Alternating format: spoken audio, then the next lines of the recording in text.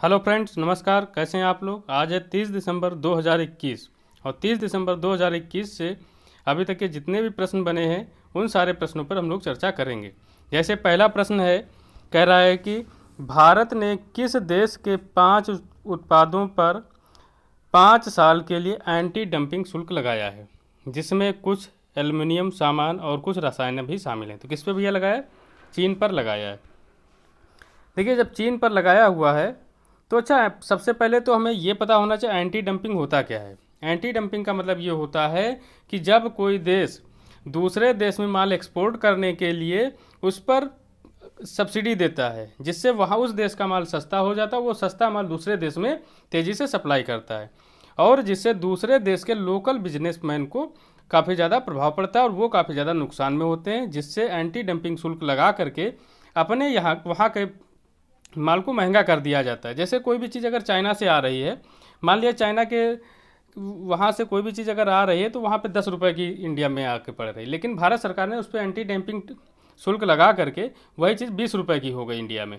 तो और इंडिया की जो चीज़ है वो 18 की मिल रही है। तो ऐसी कंडीशन में कोई बाहर से क्यों मंगाएगा? क्योंकि उसको एंटी डंपिंग शुल्क लगने के कारण यहाँ वहाँ की चीज़, बाहर की चीज़ महंगी पड़ने लगी, इसलिए एंटी डंपिंग शुल्क लगाया जाता है। अच्छा, दूसरे उसका रीज़न भी क्या है कि मतलब एंटी डंपिंग शुल्क, क्योंकि हमारा जो चाइना के साथ जो व्यापार है उसमें आप लोग देखेंगे कि भारत हमेशा घाटे में रहता है। इसको आप ये जरा आंकड़ा देखिए, क्योंकि देखिए भारत ने 2021 के दौरान सिर्फ कितने रुपए का निर्यात किया है, वहाँ कितना एक्सपोर्ट किया? 12.626 अरब डॉलर का, जबकि चाइना ने हमारे यहाँ पे कितना ज़्यादा निर्यात कर दिया? 42.33 अरब डॉलर का। इसका मतलब हमें व्यापार घाटा कितने का हो गया? 30.07 अरब डॉलर रुपए का व्यापार घाटा हो गया। इसका मतलब हमने सामान वहाँ से ज़्यादा मंगाया, जबकि वहाँ पर हम सामान कम भेज पाए। जब व्यापार घाटा बढ़ने लगता है तो इसको संतुलन करने के लिए भी एंटी डंपिंग शुल्क लगाया जाता है। ठीक,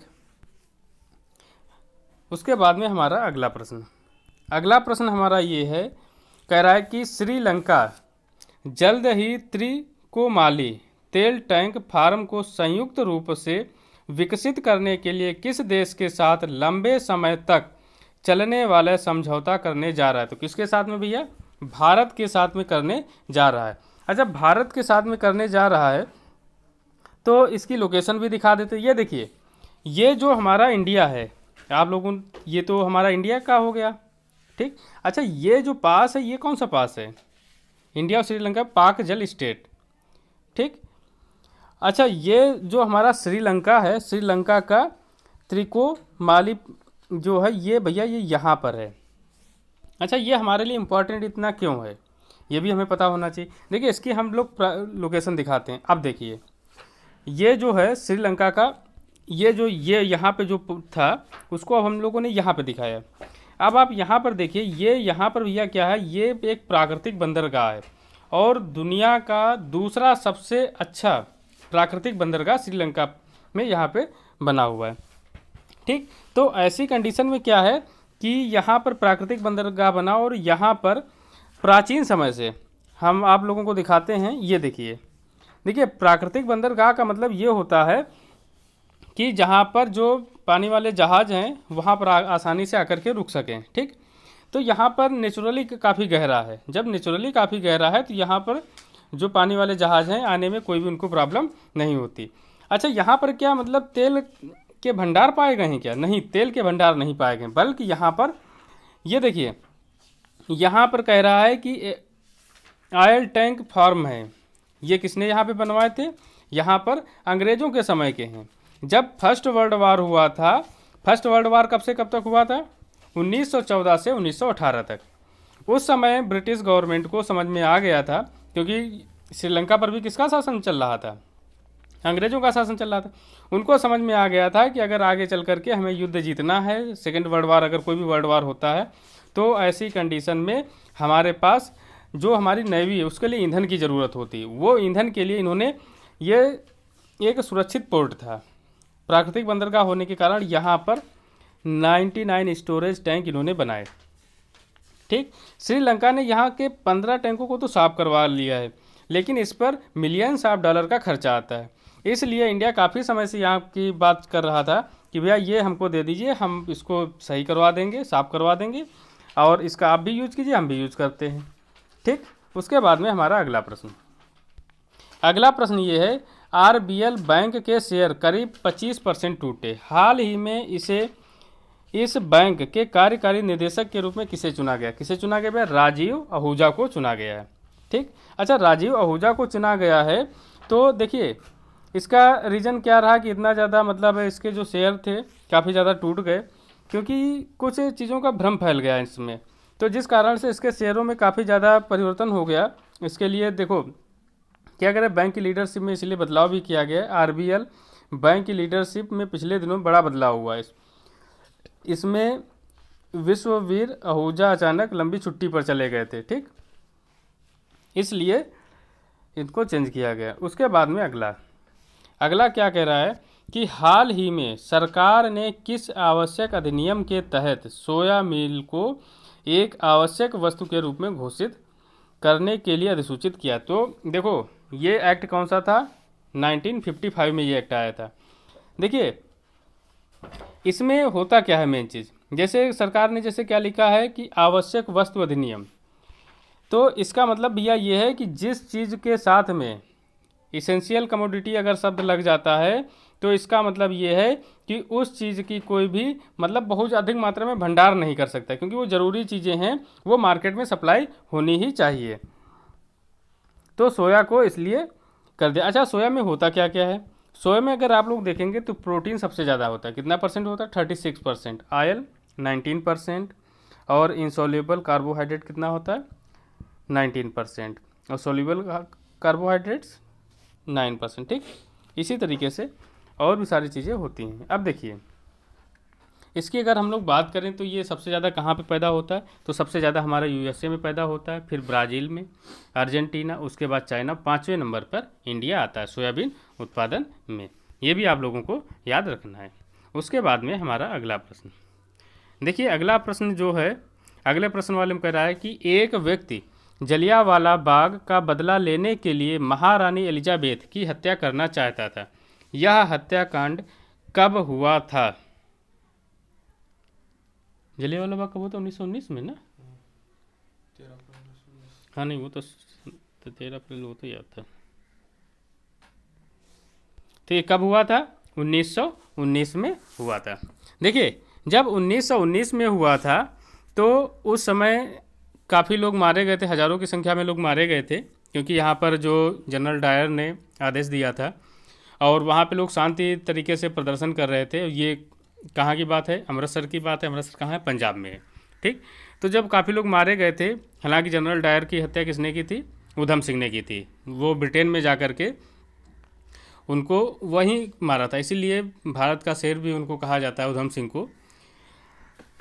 उसके बाद में हमारा अगला प्रश्न देखिए क्या कह रहा है कि हाल ही में किसने हीट अभ्यास का सफलतापूर्वक परीक्षण किया है? तो भैया किसने किया है? डीआरडीओ ने किया है। ठीक, अच्छा, ये परीक्षण किया कहाँ से गया? तो कहाँ से किया गया? चांदीपुर कहाँ है? उड़ीसा में है। अच्छा, एक चीज़ और, प्रलय मिसाइल किस प्रकार की मिसाइल है? ये सतह पे वार करने वाली है। उसके बाद में control area delivery system cats 500 का प्रदर्शन कहाँ किया गया? आगरा में किया गया। हमने क्या बोला? Cats, CADS 500। ठीक, ये आप लोगों को याद रखना है। ये क्या है? Control area delivery system. इसका प्रदर्शन आगरा में किया गया था। अच्छा, ये जो 500 लिखा है इसका मतलब ये है कि 500 किलोग्राम तक का सामान ये डिलीवर कर सकता है। अच्छा, पिनाका ER ये अपग्रेडेड ब्रह्मास्त्र है। ठीक, ये 44 सेकेंड में, जो पिनाका ER है ये 44 सेकेंड में, कितने? 44 सेकेंड में 72 रॉकेट दाग सकता है। ठीक, अच्छा, अग्नि प्राइम का जो अभी परीक्षण हुआ था उसकी मारक क्षमता कितनी है? 2000 किलोमीटर उसकी मारक क्षमता है। उसके बाद में हमारा अगला प्रश्न क्या है? क्या कह रहा है कि FIS अल्पाइन स्कीइंग स्कीइंग प्रतियोगिता 2021 में किसने कांस्य पदक जीता? तो किसने जीता भाई? आंचल ठाकुर ने जीता हुआ है। उसके बाद में हमारा अगला प्रश्न क्या कह रहा है? केरल स्वास्थ्य प्रदर्शन में शीर्ष पर रहा। नीति आयोग स्वास्थ्य सूचकांक में सबसे खराब स्थिति किस राज्य की रही? तो किसकी रही भैया? उत्तर प्रदेश की रही। अब देखिए ये नीति आयोग जारी करता है, सबसे पहले तो हमें ये पता होना चाहिए। Kerala tops health care performance, UP ranks worst in NITI Aayog health index. ठीक, तो ये सारी चीज़ें हमें पता होनी चाहिए। उसके बाद में हमारा अगला प्रश्न है, कह रहा है कि हाल ही में किसने लखनऊ में ब्रह्मोस एरोस्पेस क्रूज निर्माण इकाई का उद्घाटन किया? तो किसने किया भैया? रक्षा मंत्री राजनाथ सिंह ने। जब डिफेंस मंत्री राजनाथ सिंह ने इसका उद्घाटन किया हुआ है। अच्छा, डीआरडीओ की स्थापना कब हुई थी? जब डीआरडीओ के सहयोग से बन रहा है तो देखिए 1 जनवरी 1958 को, ये भी हमें याद होना चाहिए। उसके बाद में हमारा अगला प्रश्न है, क्या कह रहा है कि प्रधानमंत्री नरेंद्र मोदी किस प्रदेश में रेणुका बांध परियोजना की आधारशिला रखेंगे? तो किस जगह रखेंगे? तो भैया हिमाचल प्रदेश में रखेंगे। अच्छा, हिमाचल प्रदेश में और भी परियोजना चल रही है, रेणुका बांध परियोजना, लोहरी परियोजना और धौला सिद्ध परियोजना और सावरा कुड्डू परियोजना। ये सभी कहाँ की परियोजनाएं हैं? हिमाचल प्रदेश की परियोजनाएं हैं। एक बार फिर से सुन लीजिए, हमने कौन कौन सी परियोजनाएं बोली? रेणुका बांध परियोजना का रेणुकाजी बांध परियोजना, ठीक। उसके अलावा लोहरी, धौला सिद्धि और सावरा कुड्डू। इसका उद्घाटन किसने किया भैया? पीएम मोदी ने किया हुआ है। अच्छा, चिनाब पर अगर हम लोग एक प्रश्न देखते हैं। अच्छा, हिमाचल प्रदेश की बात आती है तो हिमाचल प्रदेश के सीएम का नाम क्या है? जयराम ठाकुर। ये भी आप लोगों को याद रखना है, ठीक। अब देखिए यहाँ पे लिखा हुआ है। अच्छा, ये किस नदी पर है? तो गिरी नदी पर है। क्या कह रहे हैं? Renuka dam project has been conceived on Giri river as a strong project. Giri river is a tributary of Yamuna. Yamuna की सहायक नदी है। तो कभी कभी आपसे पूछ लेता है कि यमुना की सहायक नदी, तो आपको ये भी याद रखना है कि यमुना की सहायक नदी क्या है? गिरी यमुना की सहायक नदी है, ठीक।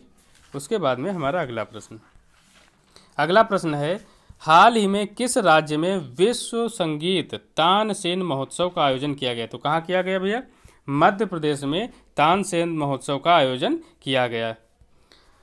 जब एमपी की बात आती है तो एमपी से रिलेटेड, अच्छा, एमपी की राजधानी क्या है? भोपाल है। ये अच्छा आयोजन कितने दिनों तक चलेगा? 5 दिनों तक चलेगा। अच्छा, इसके अलावा एमपी की अगर हम लोग बात करें, ये आयोजन शुरू कब से हुआ था? तानसेन महोत्सव की शुरुआत कब से हुई थी? तो ये 1924 से हुई थी। कब से हुई है? तानसेन महोत्सव की शुरुआत 1924 से हुई है। अच्छा, भारत की पहली वाटर प्लस सिटी कौन सी है? भारत की पहली वाटर प्लस सिटी इंदौर है। एशिया का सबसे लंबा स्पीड ट्रैक, हमने क्या बोला? एशिया का सबसे लंबा स्पीड ट्रैक कहाँ पर है? एमपी में है। कहाँ पर? पीथमपुरा। कहाँ पर? पीथमपुरा में। हमने बोला पीथमपुरा में एशिया का सबसे लंबा स्पीड ट्रैक है, ठीक। अच्छा, सबसे स्वच्छ शहर कौन सा था? इंदौर था। सतपुड़ा की सबसे ऊंची चोटी कौन है? धूपगढ़। अच्छा, केन बेतवा जो लिंक है, अभी होना है, अभी प्रधानमंत्री मोदी ने इसका उद्घाटन किया था, तो इसके बीच में कौन सा टाइगर रिजर्व पड़ता है? तो कौन सा पड़ता है? पन्ना टाइगर रिजर्व। अच्छा, कूनो नेशनल पार्क कहाँ है? एमपी में है। अच्छा, बेतवा पर कौन सी परियोजना बनी हुई है? माता टीला परियोजना। किस नदी पर है? बेतवा नदी पर है, ठीक। तो ये भी आप लोगों को याद होना चाहिए। उसके बाद में हमारा अगला प्रश्न है, हाल ही में FIA के अध्यक्ष के रूप में किसे चुना गया? तो किसे चुना गया? मोहम्मद बिन सुलेम को। अच्छा, ये हैं कहाँ के? ये भैया UAE के हैं, ठीक, संयुक्त अरब अमीरात के हैं। अच्छा देखो, ये पहले गैर यूरोपीय सदस्य हैं, ठीक, जिनको अध्यक्ष चुना गया। ये भी आप लोगों को याद होना चाहिए। अच्छा, होप मिशन किसने लॉन्च किया था? UAE ने लॉन्च किया था। उसके अलावा जो होप मिशन के साथ साथ पहला फर्स्ट वर्ल्ड की जो मतलब फर्स्ट पेपरलेस गवर्नमेंट है वो कौन सी है? यूएई है। ये भी आप लोगों को याद रखना, यूएई पेपरलेस गवर्नमेंट है। ठीक, उसके अलावा एक प्रश्न और, 10 वर्षों के लिए गोल्डन वीज़ा जारी करने वाला देश कौन है? यूएई है। ये सारी जानकारी भी इसके साथ में आप लोगों को पता होनी चाहिए। उसके बाद में हमारा अगला प्रश्न क्या कह रहा है? कह रहा है कि अनुकृति उपाध्याय के किस उपन्यास के लिए सुशीला देवी पुरस्कार 2021 जीता? तो कित्सुंगी के लिए। ठीक, ये आप लोगों को याद रहना चाहिए। अब देखिए, जब साहित्य पुरस्कार की बात आती है तो हिंदी में साहित्य अकादमी पुरस्कार किसको मिला है? अनामिका को। किस चीज़ के लिए? टोकरी में दिंगत के लिए। ठीक, अंग्रेजी में किसे मिला है? अरुणधति सुब्रमण्यम को।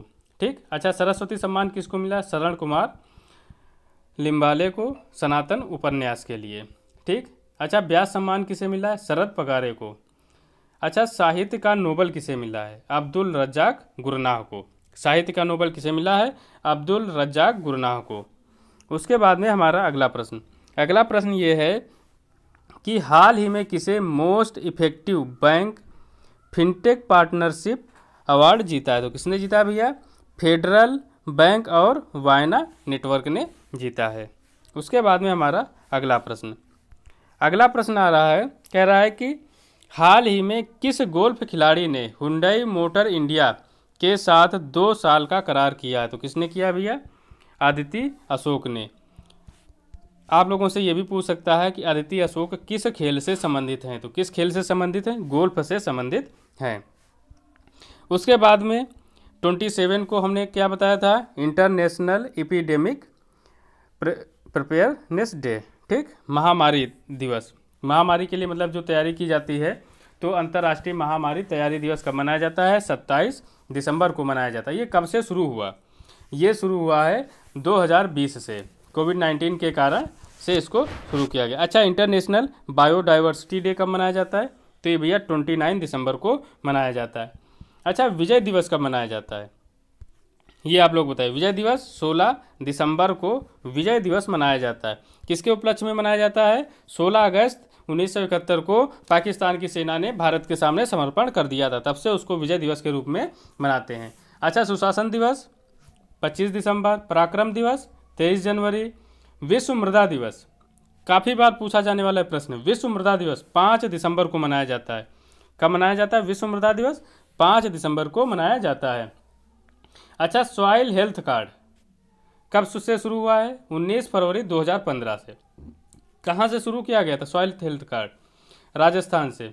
अच्छा, इसका जो ध्येय वाक्य क्या था? वो क्या था? स्वस्थ धरा खेत हरा। ये आप लोगों को याद होना चाहिए। अच्छा, अगला देख लीजिए क्या कह रहा है? Former chief of army staff general Nirmal Chandra Vij ने क्या रिलीज किया? Kashmir the quest of peace in troubled land. ठीक, ये भी आप लोगों को याद होना चाहिए। अब देखिए, आज हम लोग क्या करते हैं? नोबेल प्राइज़ पे वर्क करते हैं। नोबेल प्राइज़ 2021 जिनके बारे में आप लोगों को याद होना चाहिए, जैसे चिकित्सा का किसको दिया गया? इसके लिए देखिए, हम लोगों ने एक ट्रिक बनाई है। जूली ने चिकित्सक को पटाकर रिसेप्शन किया, तो पहला कौन हो जाएगा? Julius David Julius. दूसरा आर्डम पटपुर्टियन। ठीक, पटाकर मतलब पटपुर्टियन। अच्छा, ये दिया किसके लिए गया? रिसेप्टर्स की खोज के लिए इनको चिकित्सक का पुरस्कार नोबेल दिया गया। ठीक, उसके बाद में हमारा अगला शांति का, रिया मित्री तो शांति भंग। ठीक, देखो, रिया मित्री तो मारिया रेसा कहाँ की हैं? फिलीपींस की। मारिया रेसा कहाँ की है? फिलीपींस की। और दमित्री मुरातोव ये कहाँ के? रूस के। अच्छा, किसके लिए दिया गया? अभिव्यक्ति की स्वतंत्रता के लिए, पत्रकारिता के लिए करने के लिए। ठीक, उसके बाद में साहित्य का, देखिए साहित्य का नोबेल पुरस्कार अभी हमने बताया था, साहित्य लिखना गुनाह है, इसकी सज़ा जान है। तो देखो, इसके लिए अगर हम लोग बात करें तो अब्दुल रज्जाक गुरनाह ये कहाँ के रहने वाले हैं? तंजानिया के। इनको मिला है शरणार्थियों की स्थिति का, इन्होंने काफ़ी अच्छे तरीके से वर्णन किया, इसलिए इनको आप लोगों को ये याद रखना है, अब्दुल रज्जाक गुरनाह। ये अगर आप लोग याद रखेंगे, ये मोस्ट इंपॉर्टेंट प्रश्न होते हैं जो आते ही रहते हैं। उसके बाद में हमारा अगला प्रश्न, रसायन का किसको मिला है?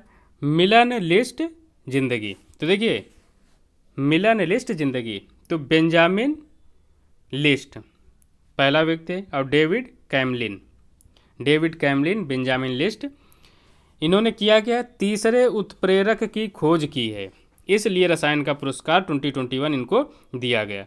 उसके बाद में हमारा इकोनॉमिक्स का अगर हम लोग देख लेते हैं तो देखो जो इसके लिए ट्रिक क्या है, जोश जोश में कार्ड देना गुड नहीं है वरना लेबर बन जाओगे।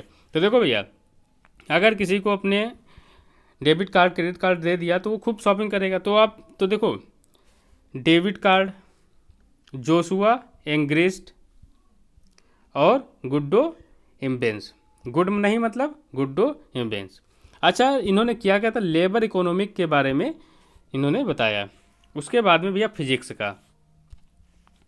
के बारे में तो रिया रूस गई, पूरी क्लास ने उससे मनाया। तो देखो पहले इश्यू करो मेनावे पहले हो गए, क्लाइस हैसल मेन दूसरे हो गए, और फिर जॉर्जिया पेरिस क्लाइमेट मॉडल इन्होंने दिया था, इसलिए इनको फिजिक्स का नोबेल पुरस्कार दिया गया। ठीक है दोस्तों, आज के लिए हम लोग इतना ही रखते हैं। हमारा वीडियो अगर आप लोगों को पसंद आता है तो हमारे वीडियो को लाइक करें, कमेंट करें और सब्सक्राइब करें। Okay, thank you for watching.